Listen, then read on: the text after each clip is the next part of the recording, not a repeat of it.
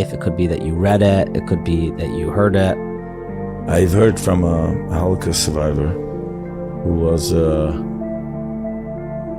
when they came out and there was a line, the American soldiers had like trays for some food and chocolate, and everybody came and grabbed a tray and went, and this guy said he picked up two right away.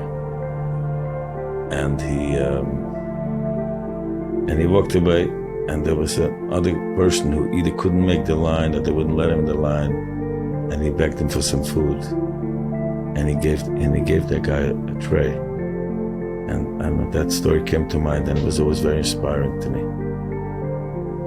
And I'll tell you, well, my father, I heard at the funeral, I kind of knew the story, but I heard it at his funeral from his brother, who was, my father was in a camp, and they told people outside in the next town that if people of the camp, that they're very sick, and if somebody comes, they should scream for help, call the cops, I guess. And his brother, my father was short and stocky, he's very, very strong. His brother was tall and skinny, very weak.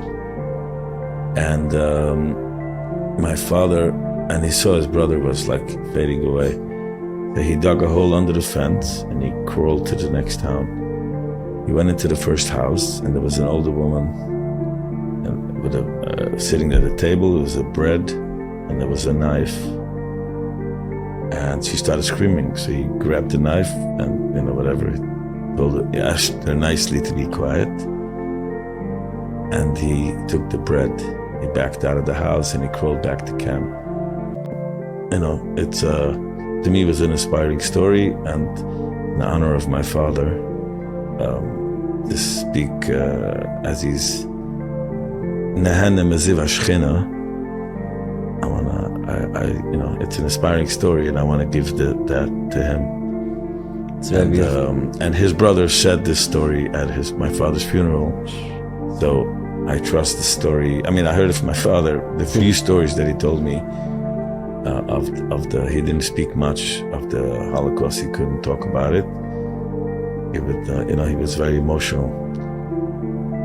But at any rate, I definitely trust it, having heard it from both parties at the story, and that was always very, at least emotionally inspiring to me. I don't know what it inspires me to go do right now, but hopefully it all inspires us to just do for others.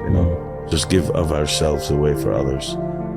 Because as Reb Shlomo Zwiller, I mentioned it in the campaign. Actually, it keeps coming up in my head.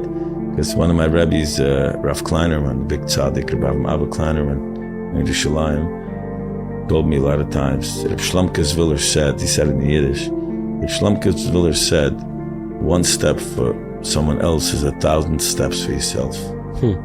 So, doing for others, obviously, goes more than just one person, because all the generations that person will bring, as well as the people that person will affect, just, goes a long way. That's really beautiful.